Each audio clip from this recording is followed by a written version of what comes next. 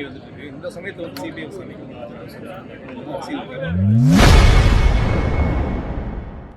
கரூர் விவகாரத்தில் CBI summon அனுப்பியுள்ளது குறித்து செய்தியாளர் எழுப்பிய கேள்விக்கு முன்னாள் அமைச்சர் செந்தில் பாலாஜி பதிலளித்துள்ளார். நெருங்கி வந்துட்டு இருக்கு. இந்த சமயத்தில் வந்து சிபிஐ விசாரிக்கணும்.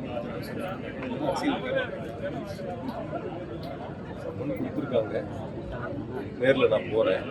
கேட்கக்கூடிய கேள்விகளுக்கு உரிய பதிலை கொடுக்குறேன். அது பொறுத்திருந்து பார்ப்போம் எந்த மாதிரியான கேள்விகள் வருது, எந்த அடிப்படையில் சம்மன் கொடுத்துருக்காங்க. நிகழ்ச்சி நடத்துறது ஒரு இயக்கம்.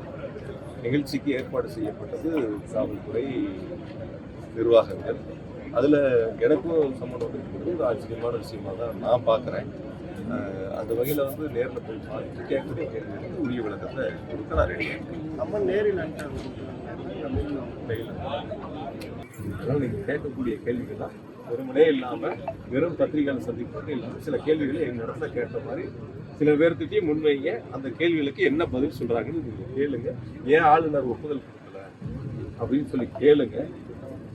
இப்போ நான் 2 நாளைக்கு முன்னாடி கூட பார்த்தேன். ஒரு இடத்துல ஏதோ பிரச்சாரத்தில் இருக்கும்போது வந்து மேடையில் பேசும்போது 41 பேர்த்துடைய மரணங்கள் சிபிஐ சம்மன் உனக்கு என்ன சார் எனக்கு சம்மந்தம் தான் உனக்கு என்ன கஷ்டம். இப்போ நான் திருப்பி என்ன கேட்பேன்?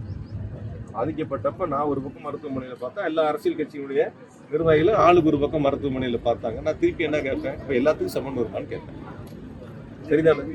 இப்போ யாரெல்லாம் இன்னைக்கு மருத்துவமனைக்கு போனாங்களோ அவங்களுக்கு எல்லாத்துக்கும் சம்மன் அனுப்பணும். அதுதானே முறையான ஒரு நடவடிக்கையாக இருக்கும். அதுதானே சரியாகவும் இருக்கும்.